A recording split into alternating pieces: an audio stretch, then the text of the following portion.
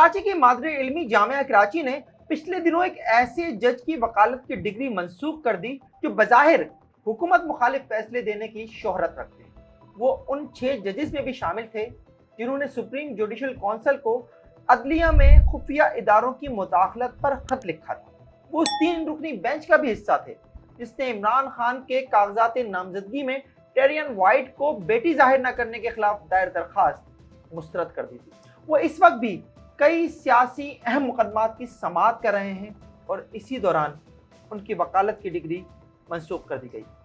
वकालत की डिग्री मंसूख की गई जामिया कराची की सिंडिकेट के एक इजलास में, और इस इजलास में सिंडिकेट के एक रुकन को शरीक नहीं होने दिया गया। और यही रुकन इस वक्त मेरे साथ मौजूद हैं, doctor Riyaz. Doctor Riyaz, welcome in FIR। लेकिन आपके खिलाफ तो कोई FIR भी नहीं थी, फिर 31 अगस्त को आपको क्यों गिरफ्तार कर लिया गया? देखिए, मुझे तो पता भी नहीं था कि मुझे मेहमान क्यों बनाया गया। और जो है वो मैं तो घर से निकला था 1:10 पे, और 1:15 बजे जो है वो मेरे घर से कोई 200-300 फीट के फासले पे मेन टीपू सुल्तान रोड पे एक गाड़ी मेरे आगे रुक गई। लोग आ गए, मेरी ID चेक की, मेरा मोबाइल फ़ोन लिया, मेरी गाड़ी में बैठे, आगे जाके गाड़ी बदली, मुझे वैन में डाला, उसमें कपड़ा डाला और ले गए। जब जहाँ पहुँचे वो जब शेटा उठाना था, और वो भी मुझसे पूछते रहे 2 घंटे तक कि आपको क्यों, यानी आपने ऐसा क्या किया है जो आपको उठा दिए। फिर पता चला कि कोई 2017 में जो मेरे ऊपर एक केस था जिसमें 2022 में बरी हो चुका हूँ, उसको वेरीफाई करने की कोशिश की जा रही है और वेरीफाई नहीं हो रहा है, नाम आ रहा है मफरूर। तो बाद में IG साहब ने भी रात को 12 बजे जो ट्विटर जो बैंड है उस पर प्रेस रिलीज लगाई कि जो है वो इनकी हम खाली वेरिफिकेशन कर रहे थे कि ये मफरूर हैं, तो ये अभी तक बाहर कैसे हैं। जिस FIR में आपको हिरासत में लिया गया, उस FIR में आप बाइज्जत बरी हो चुके थे, और इसे चेक करना, इसकी वेरिफिकेशन करना सिंध हाई कोर्ट की वेबसाइट से बहुत आसानी से मुमकिन थी। लेकिन तासुर ये दिया गया कि आपकी गिरफ्तारी का जस्टिस तारिक महमूद जहांगीरी के मामले से कोई ताल्लुक नहीं है। ऐसा ही वहाँ से दोनों ही चीज़ें वेरिफिकेशन वाली हो गई। उसकी डिग्री वेरीफाई हो रही थी और मेरी FIR वेरीफाई हो रही थी। तो मुझे लगता है कि थोड़े दिन बाद जो है वो मेरी डिग्री वेरीफाई हो रही होगी और उनकी FIR वेरीफाई हो रही होगी। लेकिन मेरे ख्याल में बड़ा वाज़े इसलिए हो गया था कि मैंने रात में ये जब मामला आया था, इनका एजेंडे में कोई डॉक्यूमेंट नहीं लगा हुआ था, ना नाम लिखा हुआ था, खाली ये लिखा था अनफेयर मीन्स कमेटी की रिपोर्ट। और इत्तेफाक से आज तक यूनिवर्सिटी की सिंडिकेट में कभी अनफेयर मीन्स कमेटी की रिपोर्ट पेश ही नहीं हुई। पिछले 51 साल में कभी भी पेश नहीं हुई। ये मैंने बहुत जयद हमारे सिंडिकेट के मेंबरान उनसे पूछा भी, सब हैरान थे कि अनफेयर मीन्स कमेटी सिंडिकेट में क्या कर रही है। तो मेरे ख्याल में जो सीक्रेसी थी अनफेयर मीन्स कमेटी की रिपोर्ट से मुताल्लिक इतनी एक्सट्रीम पे थी कि सिंडिकेट में पेश की जाएगी, उसने हम सबको पहले से ही थोड़ा सा परेशान कर दिया था। तो हम लोग परेशान थे कि भाई ये सेनेट भी मनसूख हो गई, अब ये एजेंडे में ये अजीब-ओ-गरीब चीज़ लगी हुई है, तो अब ज़ाहिर है ये चीज़ तजस्सुस पैदा करती है। अनफेयर मीन्स कमेटी के जो लोग थे उनसे मैंने जाके पता भी किया, फिर तो मालूम हुआ कि भाई कुछ ऐसा तासुर है कि जो है वो 16 अगस्त को जो है दिन को 2 बजे फ़ोन आया कि जी अर्जेंट मैटर है, आप कल यानी सैटरडे को यूनिवर्सिटी बंद होती है, आप 11-12 लोग, डीन्स 5 और उनके साथ 5-6 स्टूडेंट एडवाइजर टाइप के लोग होते हैं, वो सब लोग पहुँचे। ये 16 अगस्त को कॉल आ रही है। 17 अगस्त को जिस दिन छुट्टी है उस दिन इजलास रखा जा रहा है, और वो इजलास हो रहा है अनफेयर मीन्स कमेटी का, जिसकी रिपोर्ट सिंडिकेट में पेश नहीं की जाती और वो फिर पेश भी हो रही है जी। तो यानी वो जो ये फैसला जो किया जा रहा है तारिक महमूद जहांगीरी साहब से मुताल्लिक, ये 16 तारीख को अचानक जो है वो लोगों को बुलाया जा रहा है कि आप कल आ जाइए छुट्टी वाले दिन। और वो जब मैंने उन्हीं लोगों से रब्ता किया तो उनका पहला इंप्रेशन ही यही था कि भाई पता नहीं क्या हो रहा है, ये कि एक दिन के नोटिस पे हमें बुलाया और फिर उसके बाद हमसे कहा कि भाई ये बड़ा इंपॉर्टेंट है और ये करना है और ज़रूरी है और ये वो, और पूरी लंबी चौड़ी रिपोर्ट है वो तारिक महमूद जहांगीरी साहब से मुताल्लिक। तो वो तजस्सुस बढ़ता चला गया। रिपोर्ट तो मैंने देखी नहीं थी क्योंकि वो जिस सिंडिकेट में पेश होनी थी मुझे जाने ही नहीं दिया। उसके अगले दिन मैंने जब वो देखी तो पता चला कि भाई उस रिपोर्ट में थोड़ा सा एक बहम है कि हम ये फैसला नहीं कर सकते, सिंडिकेट फैसला करेगी डिग्री इनकी असली है कि जाली है। तो समझ में आया कि असल में वो रिपोर्ट जो है वो क्योंकि उसमें छोटा सा यानी वो जो जुडिशरी की ज़बान में जो कहते हैं जिसको कि जो है वो beyond the shadow of doubt होना चाहिए ना जजमेंट, तो वो शेडो तो बहुत बड़ा नज़र आ रहा था। तो अब वो ज़ाहिर है वो अनफेयर मीन्स कमेटी ने वो फैसला नहीं किया। अब वो फैसला ज़बरदस्ती सिंडिकेट से कराना, क्योंकि आप यानी ये पस मंज़र तो सभी को पता है कि तारिक महमूद जहांगीरी साहब का केस जून से चल रहा है इस यूनिवर्सिटी के अंदर, और अखबार में एक बार कहा भी जा चुका है कि डिग्री फेक है इनरोलमेंट नंबर का मामला करके। तो ऑब्वियसली ये बात तो थी। तो मैंने 30 तारीख की रात को 11 बजे करीब टीचर्स के 2 व्हाट्सएप ग्रुप पे लिखा कि भाई एक हमारी सेनेट मनसूख कर दी बाहर के इंटरफेरेंस से, और अब एक ये केस आ रहा है हाई कोर्ट के जज का। मैंने थोड़ी सी एहतियात की कि मैं नाम लिख दूं, पता चला वहाँ किसी और का पेश कर दूं, तो हाई कोर्ट के जज का।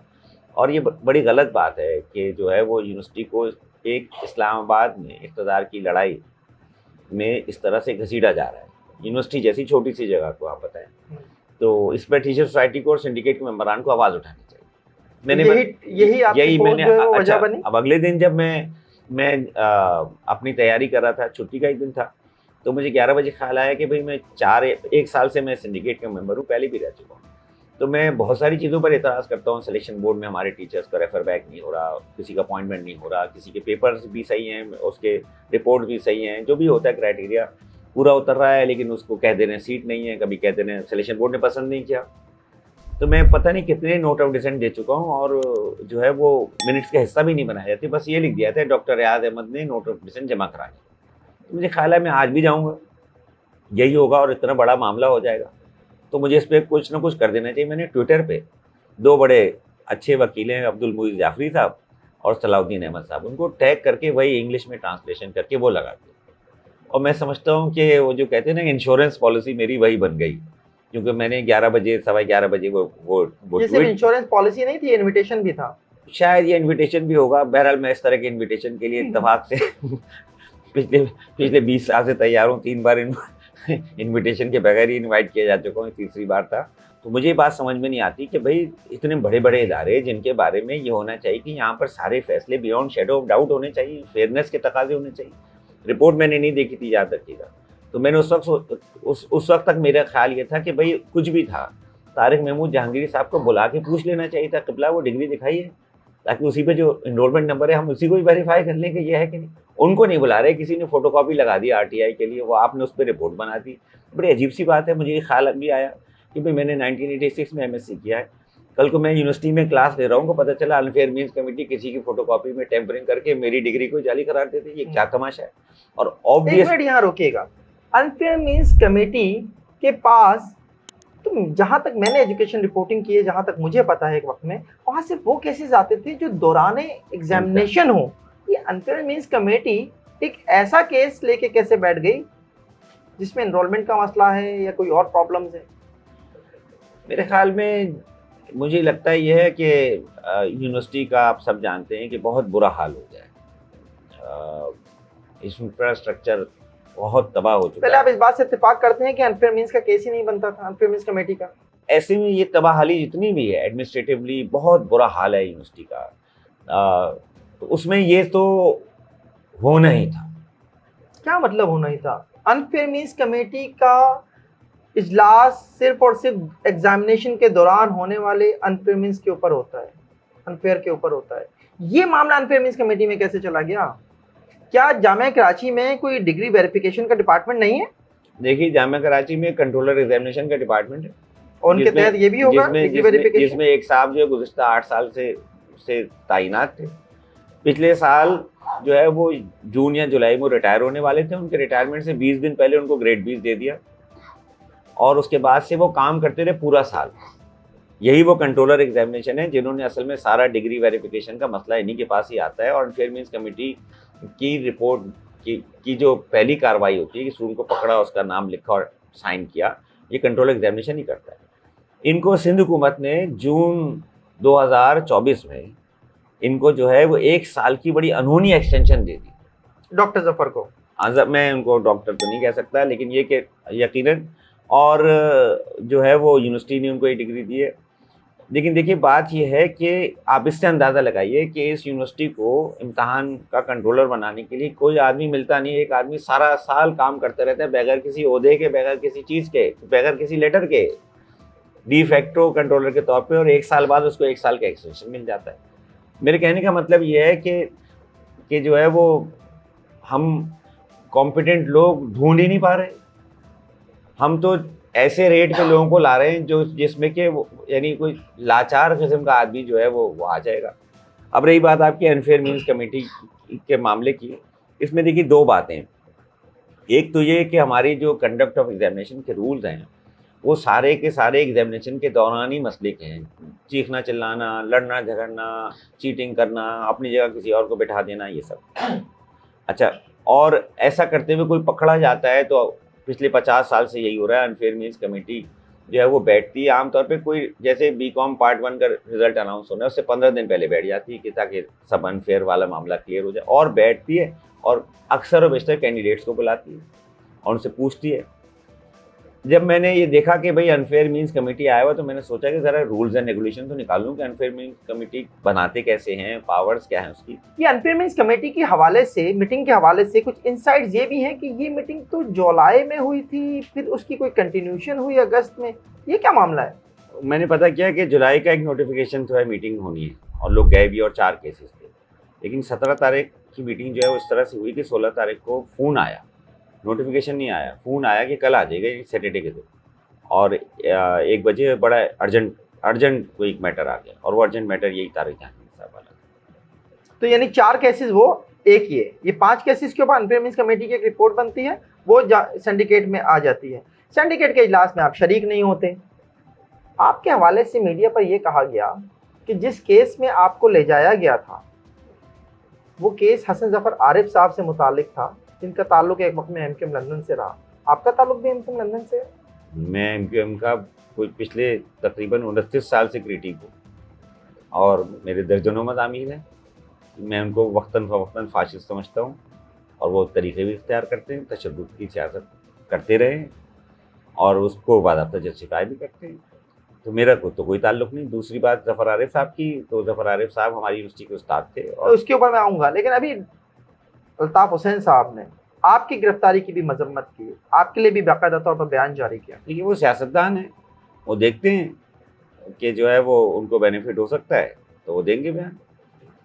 हसन जफर आरिफ की मामले में क्या हुआ था कि कैसे आपकी गिरफ्तारी हुई, क्या था वो मामला? ज़फ़र आरिफ साहब एक बहुत बड़े उस्ताद थे फ़लसफ़े के, और यूनिवर्सिटी में टीचर्स और स्टूडेंट्स को मोबिलाइज़ करने में और उनके राइट्स के लिए फ़ाइट करने में उनका कोई सानी नहीं था। 84 में मार्शाल्लाह में उनको निकाला गया था बाज़ाब्ता, ये कहकर कि स्टूडेंट्स के साथ पुलिया पे बैठते हैं। जब उनकी वो एमक्यूएम उन्होंने ज्वाइन की तो हम सब लोग बड़े बददिल थे कि इन्होंने क्या कर दिया, लेकिन वो उनकी उम्र उस वक्त 72-71 साल थी और उनको जो है कैद कर दिया गया अक्टूबर 2016 में, और 6 महीने तक वो कैद थे और लोगों में थी तशवीश। तो उनके एक साहबका साथी उस्ताद ने मुझसे कहा कि भाई इस पर कुछ करना चाहिए। मैंने कहा चलें एक प्रेस कॉन्फ्रेंस ही कर देते हैं, क्योंकि कोई बोलने को तो तैयार नहीं। हम वो प्रेस कॉन्फ्रेंस करने गए थे कि एक उस्ताद के साथ इस तरह नहीं होना चाहिए। बस आप कोई खुदाई फौजदार हैं क्या? एक दफ़ा मंजूर पश्तीन के मामले के ऊपर भी आप उठाए जा चुके हैं? नहीं, मेरे ख्याल में वो मामला कुछ इस तरह से था कि जो है वो लाहौर में पीटीएम का कोई जलसा होना था 2018 में, वो नहीं होने दिया गया था, और मेरी क्योंकि सोच लेफ़्ट की तरफ की है तो हमारे कुछ दोस्त जो हैं वो लाहौर में गिरफ़्तार भी हुए थे, और अगले दिन जो है वो प्रेस क्लब पे एक एहतजाज था। और आमतौर पे जब भी रिप्रेशन होता है, चाहे बलोच के साथ हो, पश्तून के साथ हो, मैं इन सब में मेरा मौक़िफ़ है कि जो है वो आज़ादी होनी चाहिए लोगों को अपनी बात कहने की। और मैं प्रेस क्लब के एहतजाज में चला गया था और मैंने वहाँ कह दिया था कि भाई रियासत जो है वो इस तरह से फ़ौज का इस्तेमाल करती है लोगों पर जबर करने के लिए। उस वक्त भी ज़फ़र साहब के मामले में भी मुझे प्रेस कॉन्फ्रेंस करने से रोका गया, यानी बोलने से। मंजूर पश्तीन कराची में जलसा कर रहे थे, उससे 2 दिन पहले मुझे उठा लिया गया। उसका मकसद ये था कि मैं वहाँ तकरीर ना करूँ, जबकि मैं उस जलसे में तकरीर करने का कोई इरादा भी नहीं रखता था, कोई माने भी नहीं थे उस बात के। मैं यूनिवर्सिटी का उस्ताद हूँ, मेरा थोड़ा सा लेफ़्ट की तरफ रुझान है, मैं और लिखने पढ़ने का काम करता हूँ, स्टडी सर्कल्स करता हूँ। तो और अब की भी यही हुआ कि मैं सिंडिकेट में बोलने जा रहा था, मुझे उठा लिया। तो मैं तो समझता हूँ मैं खुशकिस्मत आदमी हूँ। अगर मैं कोई राय की वजह से नहीं, अगर मैं बम बनाने वाला कोई काम कर रहा होता तब तीसरी बार तो मेरे ख्याल में बहुत मुश्किल से आती। लेकिन अब ये बताइएगा ज़रा कि इस वक्त ये मामला इस हवाले से बहुत ज़्यादा सोशल मीडिया पे गर्म है कि जनाब तारिक महमूद जहांगीरी के मामले पर चूंकि आपने मुखालफत की है इस सारे मामले में, तो आप तो इस वक्त पीटीआई वालों के बड़े चहीते हुए हैं। क्या पीटीआई ज्वाइन कर लिया? नहीं जी, ऐसा नहीं, लेकिन मैं ये समझता हूँ कि देखिए बाज़ औक़ात ऐसा होता है कि ज़्यादती बहुत अरसे हो रही होती है, नाइंसाफ़ियाँ हो रही होती हैं, जैसे हमारे टीचर्स मुलाज़िमीन के साथ, स्टूडेंट के साथ हो रही है। कभी कोई एक बात कोई कह देता है कि जनाब ये गलत हो रहा है, तो उसकी एक रेजोनेंस बन जाती है, क्योंकि तारिक जहांगीरी साहब के हवाले से पीटीआई के लोगों की सिंपैथी होगी। मेरी अपनी क्लास में 90% स्टूडेंट पिछले 10 साल से पीटीआई के सपोर्टर हैं, और पूरी यूनिवर्सिटी में इसी तरह से। तो मैं समझता हूँ कि वो एक पॉलिटिकल एक्सपीरियंस से गुजर रहे हैं, और उनको ये बात अच्छी लगी कि उनका एक उस्ताद जो है, या कोई भी उस्ताद जो है जिसका पीटीआई से कोई ताल्लुक नहीं है, इन अ वे क्रिटिक ही रहा है, वो कम से कम एक बात कह रहा है कि ये ज़्यादती हो रही है। मुझे यही लगता है। अब ये मामला सिंध हाई कोर्ट में गया और सिंध हाई कोर्ट ने सिंडिकेट के इस फैसले को मंसूख कर दिया है। बतौर उस्ताद, बतौर सिंडिकेट के रुकन, आप सिंध हाई कोर्ट के इस फैसले को कैसे देखते मैं समझता हूँ बड़ा अफसोसनाक है। कोई भी यूनिवर्सिटी हो, उसके फैसलों को अदालतें मंसूख करें, और जो है यूनिवर्सिटी को इसको रिव्यू करना पड़ेगा अगर ये फैसला हो गया। अभी तो उन्होंने खाली स्टे दिया है, और जो है वो बड़ी बड़ी शर्मिंदगी की बात होगी कि यूनिवर्सिटी अपना फैसला जब रिव्यू करेगी, तो क्योंकि पहले ही डाउटफुल सा डिसीजन। हैं? सिंध हाई कोर्ट के इस फैसले पर आपकी राय क्या है, और क्या जामिया कराची पर इस फैसले के कोई असरात पड़ेंगे? बहुत ख़राब असरात पड़ेंगे। यूनिवर्सिटी का कोई भी फैसला हो, अगर कोई कोर्ट उसको वो कर दे, तो उसका मतलब है कि सिंडिकेट में जो लोग बैठे हुए हैं वो सोच के फैसला नहीं करते। और चीफ मिनिस्टर साहब को सोचना चाहिए, उनके कोई 8 नॉमिनेटेड लोग हैं वहाँ पे। वाइस चांसलर को सोचना चाहिए, उनके 4 नॉमिनेटेड लोग हैं वहाँ पर, कि किस किस्म के लोगों को नॉमिनेट कर रहे हैं जो सोचते नहीं।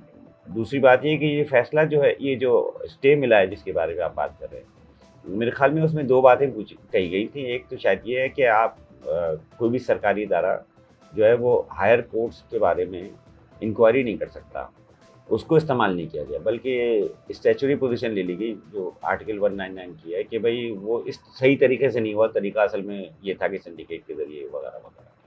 आप सरकारी मेहमान बना दिए गए, सिंडिकेट के इजलास में शिरकत नहीं कर सके, आपके साथी साझा का क्या रद्द-ए-अमल रहा? बहुत अच्छा रहा। मैं समझता हूँ कि उन्होंने भरपूर जो है वो अपने जमहूरी हक़ का इज़हार किया। बहुत लोग थाने भी पहुँचे, और उसके बाद जो है वो टीचर्स सोसाइटी ने जो है वो हड़ताल की कॉल दी, स्ट्राइक हुई, बाकायदा जलसा हुआ, रैली निकाली, अपने एडमिनिस्ट्रेशन तक गए।